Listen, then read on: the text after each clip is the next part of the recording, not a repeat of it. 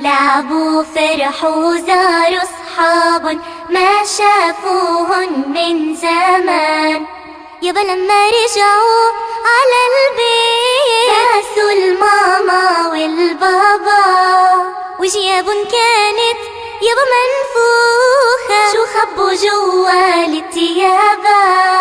يابا لما رجعوا على البيت ناسوا الماما والبابا، وجيابن كانت يابا منفوخة، شو خبوا جوا التيابة. بحبش دور هون وهون، لك هي قطع الألعاب.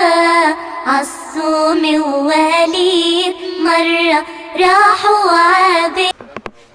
بسم الله الرحمن الرحيم. السلام عليكم ورحمة الله تعالى وبركاته. نبض وضيال ميل كستو عاد لا سocotان shaashada telefishinka Bulsho TV studio-giisa magaalada Hargeysa. barnaamijkeeni ku soo dhawaada barnaamijkeeni Hargeysa iyo maxaa cusub. barnaamijkan Hargeysa iyo maxaa cusub ee telefishinka Bulsho TV waxaan ku eegnaa isla markaana waxaan ku dul istaagnaa adeegyada cusub ee caafimaad ee dalka ku soo kordha, shirkadaha caafimaadka, kuwa ganacsiga, kuwa xawaaladaha iyo wax kasta oo aan isleenahay waxa ummadda loogu soo kordhiyay wax aaya leh. waxaanu maanta ku eegi doonaa ku soo qaadan doonaa habeenkan caawa shirkadda Al-Huda Herbal oo iyadoo ah shirkad soo dejisa dawooyinka dabiiciga ah ee ka samaysan dhirta. waxa inoogu marti habeenkan caawa Sheekh Farxaan Ali Dhimbiil oo ah maamulaha guud ee shirkadda Al-Huda Herbal. habeen wanaagsan Sheekh Farxaan. wanaagsan. bal hadda faahfaahin inaga sii shirkadeenan Al-Huda Herbal iyo adeegyada caafimaad ee aad qabataan ee dhinaca dawooyinka herbalka ah ee ummadda siiya xag caafimaadka u soo kordhiya. بسم الله الحمد لله رب العالمين وصلى الله على نبينا محمد وعلى آله ومن تبع بإحسان إلى يوم الدين. وبعد شركة حقيقة وشركة caafimaad oo loogu talagalay markay aragtay baahi badan oo xagga caafimaad ka jirta, khaasatan caafimaadka wixii ku saabsan habolka ama dhirta ah ama dawada dabiiciga waa loo aasaasay si ay dadka uga kaafiso yani dawooyinka kale ee dhibka u keenaya. marka shirkadan waa shirkad muddo soo jirtay dheer, wadamo badan ku taala, waxaana loo aasaasay asaaskeedu uu yahay markay aragtay baahi badan oo ay u jirto xagga dawooyinka herbalka ka jirta. dawooyinka aynu hayna ee herbalka ah ee ka samaysan dhirta maxaad nooga sheegi kartaa Sheekh Farxaan? bismillah, waxaan kaaga sheegi karaa dawooyinka herbalka ee la hayo ee Al-Huda Herbal khaaska waa ay samayso xaqiiqatan waxa weeye yani xanuunada dadka ku dhaca oo dhan hadday noqoto xanuunadan amraadan caadiga sida malaariyada, tifowga, TB-da, yani maaragtay gaaska, iyo hadday noqoto xanuunadan ruuxda ku dhaca sida jinka, isha iyo sixirka, intaba dadka way ka yani maaragtay way siisaa. ilaahay bana adoon ku caafiya. waa sheekh sixirka iyo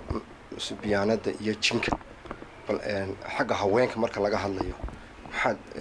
wax looga qabtaa xagga dawooyinkan herbalka ah ee dabiiciga ee ka samaysan dhirta sida aad sheegtay Sheekh? bismillah, haweenka laba nooc baan u kala qaadaynaa. nooc waxaa jira infection caadiya oo bacteria jirka ku koraysa oo xubnaha taranka wax u dhinta oo laga yaabo qofka maaragtay dhalmadiisa waxa inay yani maaragtay dib u dhigto. waxaan doonaynay Sheekh xagga marka laga hadlayo musubiyaanada iyo shaydaanka iyo waxyaalaha jinka ee durradii oo kale, shirkadan Al-Huda Herbal maxaa dumarkii xaggaas oo kale wax looga qabanaya caafimaad ahaan? bismillah, waxaa looga qaban karaa caafimaad ahaan. waxaa jirta dawooyin khaas u ah oo loo soo saaray umusibiyaanada. umusibiyaanadu waa wax caloosha gudaha ku jira oo qofka ka manciya yani dhalmada ama qofkaas inuu ninka wax isu dhalaan. marka calaamad khaas ay leedahay, wadna garaac ama daal marmo qofku uu dareemo, madaxo xanuuna,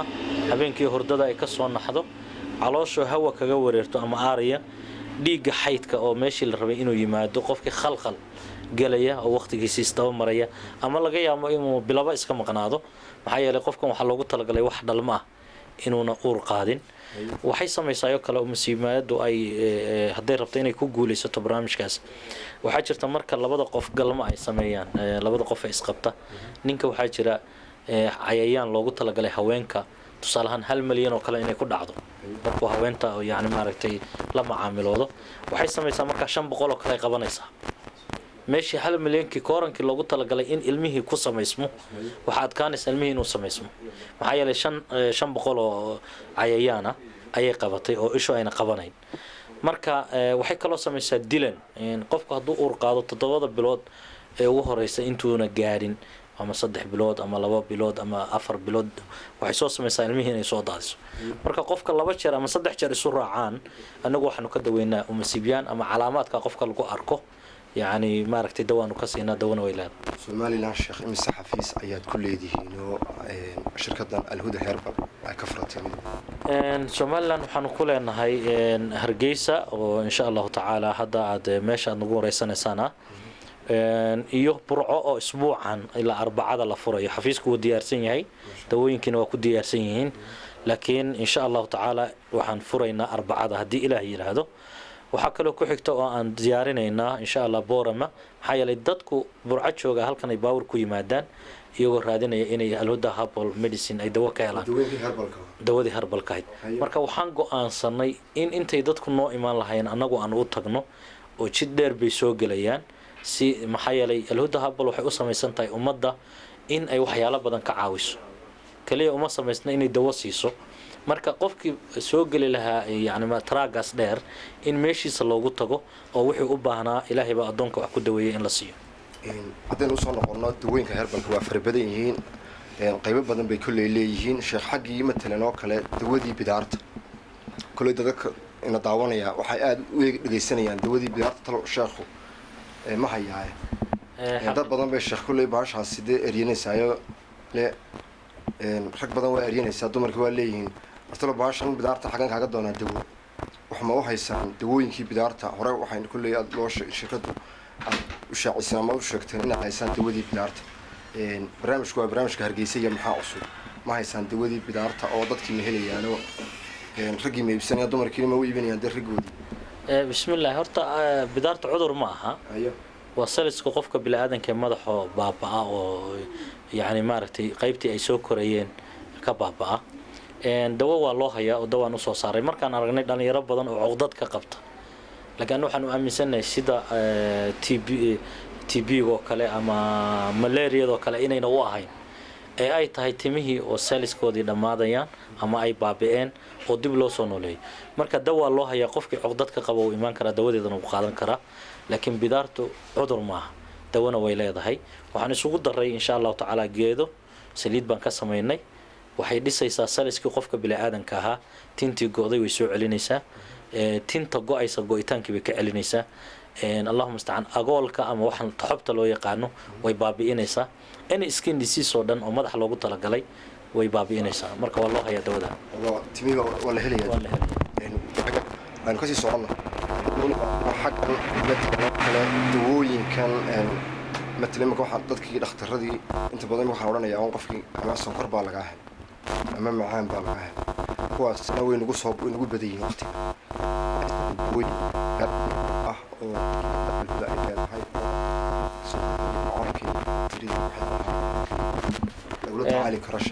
بسم الله وان هينا dawooyinkaas ilaahay subhanahu wa ta'ala wuu nagu guuleeyay وانا الهدى هابل برودكت ay soo saarto tangaasta iyo ta sonkortaba shirkadda laftigeeda samaysa maxaa yeelay shirkaddu hadda waxay samaysaa warshado yaryar bay abuurtay oo iyadii ay dawadii ku soo saarayso cilmigeedii iyada iska leh dawadiina iyada iska leh marka waxaan ilaahay ka baryaynaa subhanahu wa ta'ala in dhawaan aan soo bandhigno dad sonkortii ay ka dhamaatay maxaa yeelay dad baa hadda dawo u socota dawadii sonkortana bilo ka hormayna oolin laakiin waan bilownay inaan dadka hadda siino soona bandhigno dadka insha Allah ta'ala dhowr bilood ka bacdi ilaahi subhanahu wa ta'ala uu ka caafiyay gaaska saasoo kale la mid waxa xaqii dumarkii oo kale sheekh kulli dawooyinkan herbalka waxa kaga fiican yahay waxaan kale chemicalka waxyaalo fara badan oo halkan lagu soo koobi karin sheekh hadaynu soo noqono dumarkii xanuunsanayay oo kale dumarkii inta badan waxa leeyahay infection iyo macdanta adeeyinta aniga ayaa infection iyo wax jiraan dumarkii oo kale xanuunadooda wax herbal ma haysan duwaa waan haynaa haddii uu yahay jeermis jirka ku koray oo infection ah oo qaybaha u baahan in laga safeeyo oo waxaa jirta cortep la yiraahdo tablet ah oo safaysa haddii wixii aan sheegayna umsibiyaan uu yahayna daweyn bay leedahay haddii infection caadi uu yahay maxaa yeelay dadku markay ku yimaadaan su'aalaha ugu badan ee ay sheegayaan waxa kamid ah waxay leeyihiin haweenku intaas weligan infection bana lagu sheegay marka tiraado meedan dawo ka qaadan hadii lagu sheegay waxay ku leedahay waxba ima tahay marka dawa jirta ilaahay aan ka baryayna inay wax ugu tarto ilaahayna uu ku caafiyo marka dawo leedahay insha Allah barnaamijkan waa barnaamijka Hargeysa iyo maxaa cusub ee Bulsho TV Sheekh waxaanu ugu talagalnay waxyaalaha cusub ama adeegyada cusub ee caafimaad ee soo kordha kulley marka waxyaalo badan baynu ka soo sheekeynay oo dawooyinkan herbalka iyo faa'iidooyinka ay u leeyihiin dadka xanuunsanayo oo marka laga hadlayo dawooyinka faraqa u dhaxeeya kuwa chemicalka iyo kuwa kale fariin caafimaad oo Sheekh Farxaan Ali Dhimbil ummadda adigoo la hadlaya gobolada Soomaaliland oo dhan oo laga daawanayo maxaad u soo jeedin lahayd maadaama shirkaddu waxyaalaha adeega caafimaad u haysan iyo dawooyinka adigoo si guud ula hadlaya dadkii bismillah xaqiiqatan dadka waxaan u soo jeedin lahaa caafimaadka ilaahay waa bixiya subxaanahu wa tacaala cudurkan wuxuu ku yimaadaa qadarta ilaahay laakiin waxa ka duwan baan anigu xusi lahaa ama aanu sheegi lahaa oon kula dardaarmi lahaa oo ah ilaahay subxaanahu wa tacaala taqwadiisa ilaahay inay ka cabsadaan maxaa yeelay ilaahay wuxuu abuurtay inay ilaahay ka cabsadaan adoonka ilaahay isaga u baahan laakiin ilaahay adoonka abuurtay isaga uma baahan marka dadku waa inay dareemaan هدفك الله أبو رأيني تهي الله سبحانه وتعالى إلهي وحلي وما خلقت الجن والإنس إلا ليعبدون جن ينس وحنا أبو رتي إلهي نعبده مركا عفمان نواله هلا عذر نقفك وقد عكرا وأنا لقو امتحان كرا لكن هدفك الرسمك يكون كأدوجك إنه يهي الله إنك كحد ناتو إلهي ناتك ما شاء الله إن شاء الله سيد كل شيخ وإنه شيء دوين كان أما شركة الهدى هربل وحى كل هذا حفيز كذا مجال هرقيسة waxa uu sheekhu inoo sheegay inuu ka furi doono isbuucan magaalada madaxda gobolka Togdheer ee Burco sidoo kale isla bishan gudaheeda waxa uu sheekhu sheegay inuu ka furi doono magaalada madaxda gobolka Awdal ee Boorama iyadoo waliba ay shirkadu ku leedahay laamo fara badan sidoo sheekhu sheegay gobollo kale ama dalal kale oo dunida kamid ah sida Soomaaliya Nairobi iyo wadamo Kenya meelo badan oo kale ay ka furan yihiin barnaamijku waa barnaamijkii Hargeysa iyo maxaa cusub shirkadana xafiiskeedu wuxuu ku yaalaa xaafada ay raahdo caanaha riyaha isagoo waliba dhinaca bari ka xiga iskuulka Shifa Heel aad iyo aad baan ugu mahadnaqayaa maamulaha guud ee shirkadda Al-Huda Herbal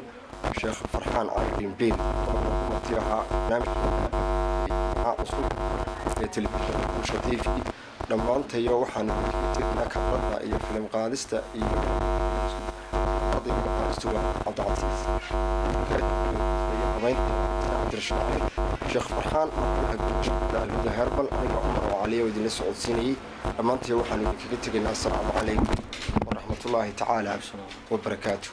لعبوا فرحوا زاروا أصحاب ما شافوهن من زمان عالصوم الوليد مرة راحوا عابيت الجيران عالصوم الوليد مرة راحوا عابيت الجيران لعبوا فرحوا زاروا أصحاب ما شافوهن من زمان عالصوم الوليد مرة راحوا عابيت الجيران لعبوا فرحوا زاروا أصحاب ما شافوهن من زمان يابا لما